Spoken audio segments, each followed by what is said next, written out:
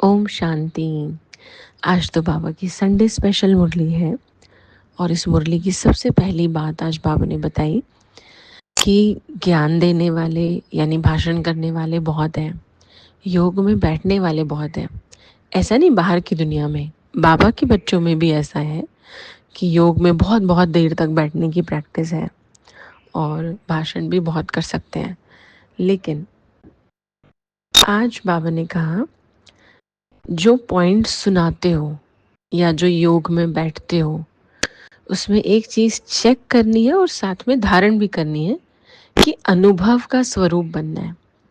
जैसे एक होता है, हम किसी को बिना विदेश घूमे या बिना कुछ कोई चीज़ का अनुभव किए हम बता रहे हैं कि आपको पता है ऐसा होता है वैसा होता है, और खुद को अनुभव नहीं है, तो वो जो ज्ञान है वो अधूरा है। हाँ, इसमें ये भी ज़रूरत नहीं है कि हर चीज़ का अनुभव करना ही पड़े।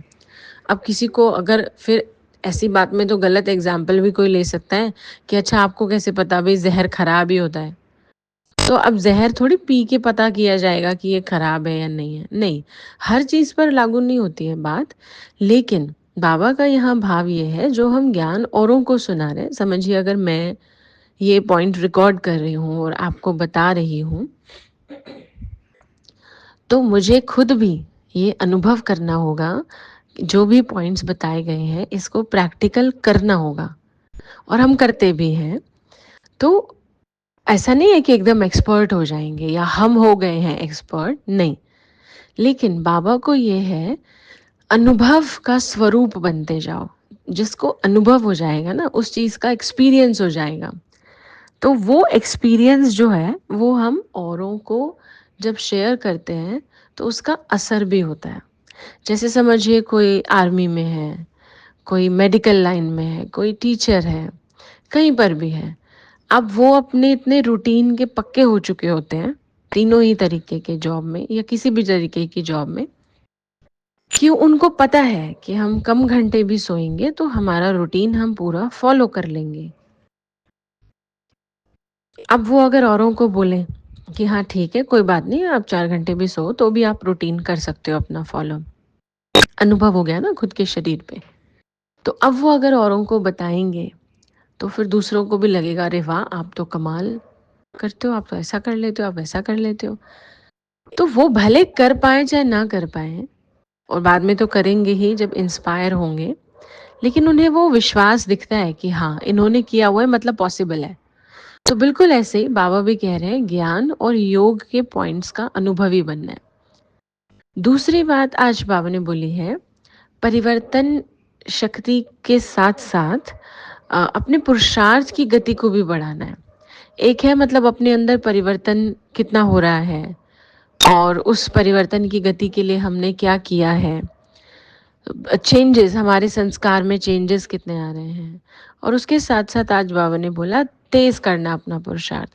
ऐसा नहीं कि 1 साल पहले जो आदत हमें परेशान कर रही थी, हमारी ही आदत आज भी वही आदत है और हम 1 साल से मेडिटेशन भी कर रहे हैं, 1 साल से मुरली भी सुन रहे हैं। नहीं, हमें उस आदत पर काम करना है। हम उन लोगों की तरह नहीं बन सकते जो ज्ञान भी सुन रहे हैं, मेडिटेशन की कोशिश भी कर रहे हैं, लेकिन उसमें फिर कमियां भी देख रहे हैं।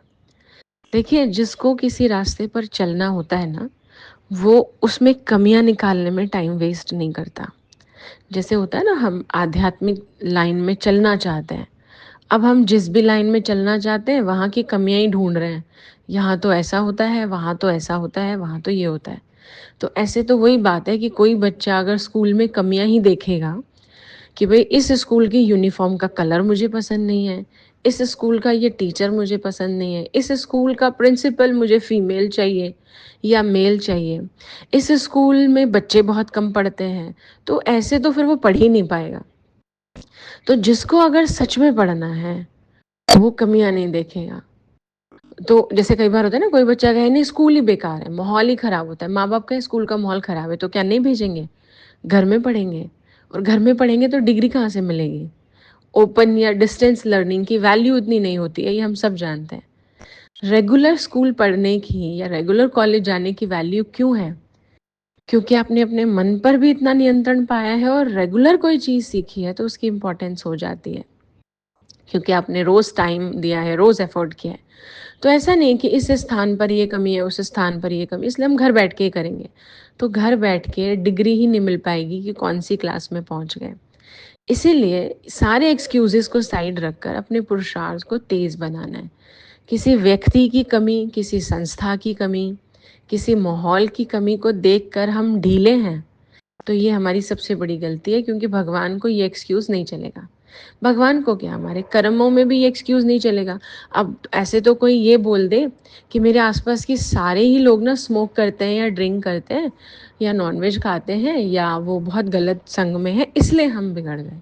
तो क्या आपको लगता है कि कर्मों की सज़ा नहीं मिलेगी क्योंकि आपने दूसरों के प्रभाव में आकर के किया?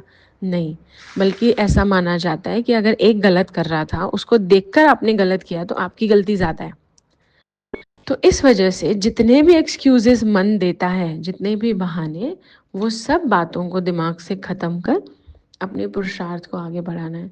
जो कमी 1 साल पहले हमारे में थी, उसको चेंज करना है। जैसे हम एग्ज़ाम्पल ले सकते हैं, हम बहुत लेट उठते थे, ठीक है? हम उसको बहुत जल्दी नहीं कर सकते, हम आधा घंटा पहले कर लें। हम 8 बजे उठते थे, हालाँकि 8 बजे तो बहुत ही ज़्यादा ही कमाल के हैं अगर सोकर उठते। बट ठीक है, तो अगर हम 7 बजे उठते थे, हम साढ़े 6 उठ जाएँगे, साढ़े 6 उठते थे, 6 बजे, कोई तो चेंज लेकर आएँ हम। आधा घंटा पहले, या हम जैसे पहले तामसिक भोजन खाते थे, अब हमने हफ़्ते में 1 दिन बंद कर दिया है, या हमने हफ़्ते में 2 दिन बंद कर दिया है। तो हम कुछ भी ऐसा चेंज लेकर आएँ, ये तो फ़िज़िकल है, इंटरनली भी। पहले हम गुस्सा करते थे, पहले हमारा वॉल्यूम इतना था, पहले ऐसा था, पहले वैसा था, अब हमने कुछ चेंज कर दिया है।